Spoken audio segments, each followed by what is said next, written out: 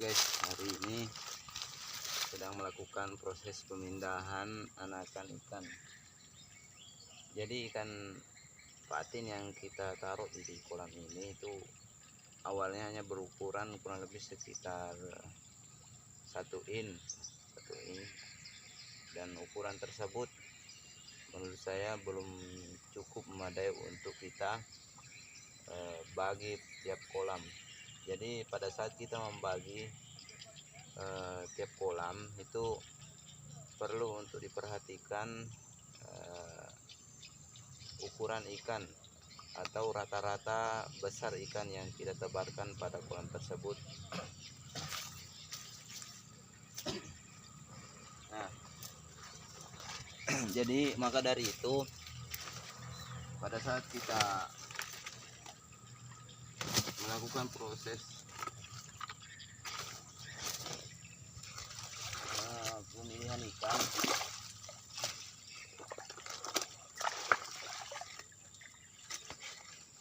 ini banyak ya ikannya di dalam.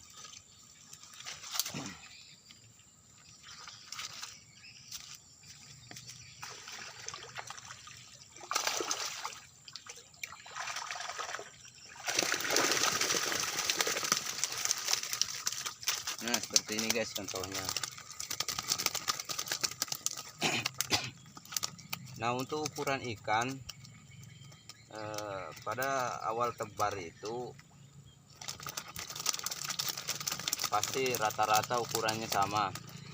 Nah, pada saat kita pelihara misalkan kurun waktu sekitar 3 bulan, nah dia akan besar ikannya itu, mengalami proses pertumbuhan, akan tetapi untuk tiap ukuran pada ikan tersebut itu tidak sama rata. Nah, contohnya seperti ini ya. Ini kan kecil dan yang 3 ini besar. Nah, jadi yang 1 ini, yang kecil ini kita kumpulkan, kita jadikan 1 dan kemudian kita taruh di satu tempat kolam yang kita katakanlah itu kita sama ratakan ukurannya dan kemudian kita besarkan nanti. Nah, di situ dapat berpotensi untuk menghasilkan ikan dengan ukuran yang sama rata.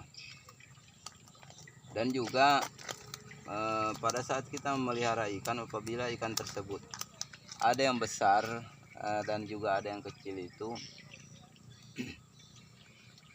bisa menyebabkan perebutan pakan pada saat kita memberikan pakan. Nah, jadi ikan yang kecil seperti ini akan mudah untuk kalah ya, tereliminasi oleh ikan-ikan besar.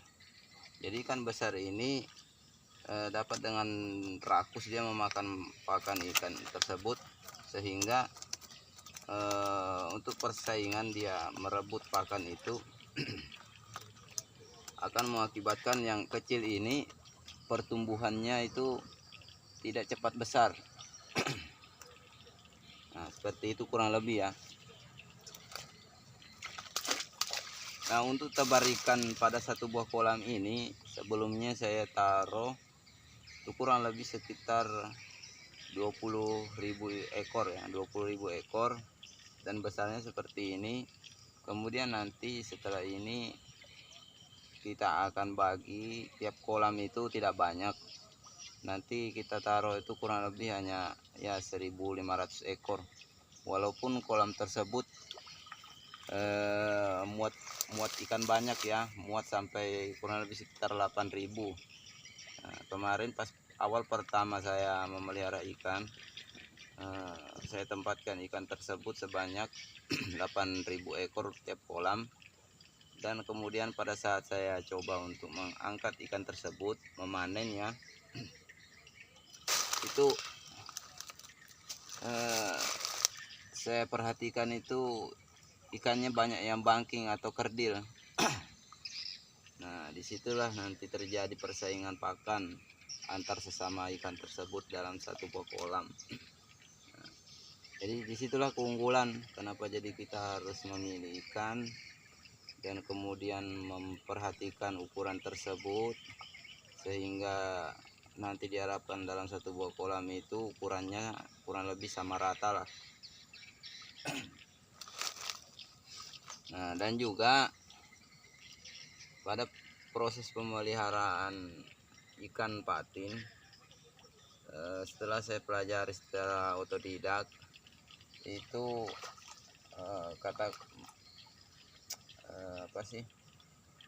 banyak yang mengatakan kalau ikan tersebut apabila tidak diberi pakan maka dia akan sulit untuk perkembangannya itu cepat besar.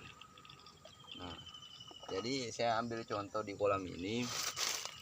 Ini adalah tempat penampungan anakan ikan yang saya tebar sebelumnya, dan umur ikan ini itu sudah kurang lebih sekitar lebih 1 tahun lah, sekitar 14 bulan rasanya, kurang lebih itu.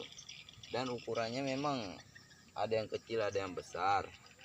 Akan tetapi untuk persediaan bibit yang menurut saya itu tidak sampai kehabisan lah. Tentunya di situ apabila saya panen, saya memerlukan bibit seperti sekarang ini, saya ambil di sini saja.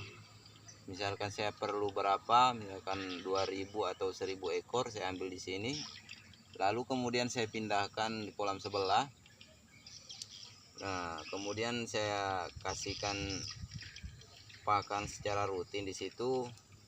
Nah, setelah saya perhatikan ya, itu kurang lebih sekitar 6 sampai 7 bulan. Jadi memerlukan waktu 6 sampai 7 bulan ikan tersebut sudah dapat dipanen. Jadi tiap tempat atau daerah itu pasti ya beda tempat beda cara. Nah, dan juga di sini saya menggunakan cara yang berbeda.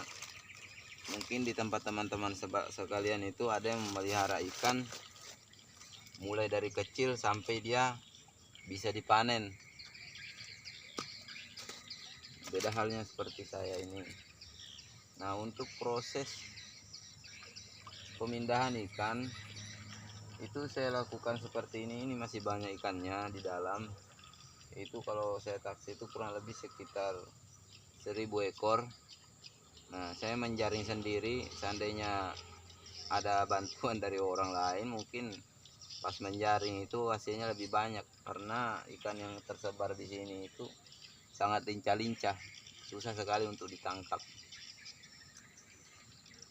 Nah, jadi per 1000 ekor umpama kita jaring seperti ini, lalu kita taruh ini kan di keranjang seperti ini, kita hitung dan juga kita pilah ukuran yang hampir sama rata, dan kemudian kita pindahkan ke kolam sebelah. Jadi seperti itu ya teman-teman untuk triknya, bagaimana cara proses kita dalam membudidayakan ikan, khususnya di sini ikan patin.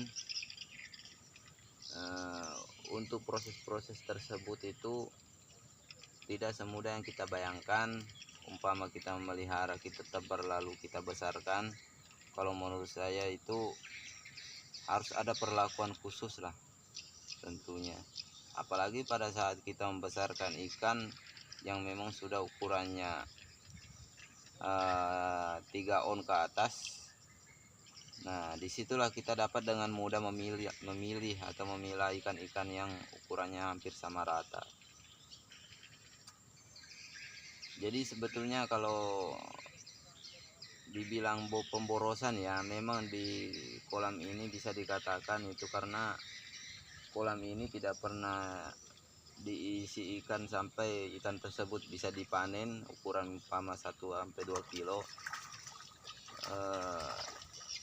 Akan tetapi apabila saya isi semua, saya rasa untuk modalnya juga kurang cukup. Karena untuk satu buah kolam ini apabila kita isi dengan bibit umpama misalkan 3000 ekor, itu memerlukan modal kurang lebih sekitar 30-an lah, 3 sampai 40 jutaan. Itu sampai panen tentunya. Dan harga ikan juga di sini mengalami fluktuasi ya, naik turun harganya. Jadi untuk teman-teman yang ingin mencoba merintis usaha pembesaran ikan patin,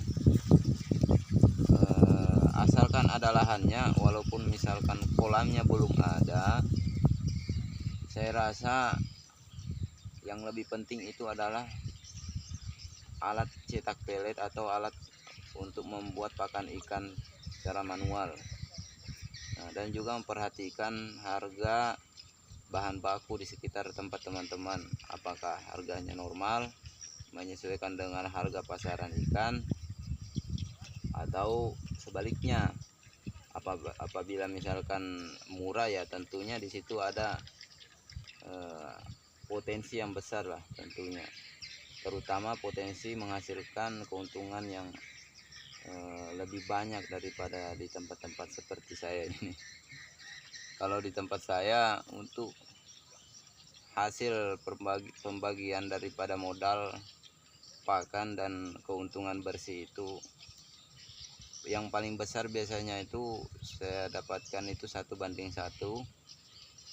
Umpama misalkan kita modal 50, di situ kita dapatkan 100 kotor, jadi 50 juga kita dapatkan bersih.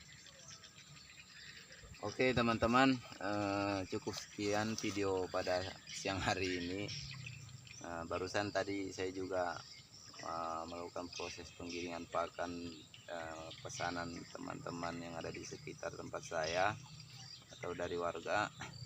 Jadi saya lanjut tadi ini untuk memindahkan anakan ikan, karena baru kemarin saya lakukan pemanenan ikan yang sudah besar, dan itu kolam yang ada di sana itu kosong ya isinya. Jadi kita akhiri untuk video pada hari ini. Mohon maaf apabila ada kesalahan ucapan atau kata. Bisa nanti teman-teman apabila ada yang ingin ditanyakan, silakan dalam kolom komentar. Terima kasih telah menyaksikan video ini. Wabillahi taufiq wal hidayah. Wassalamualaikum warahmatullahi wabarakatuh.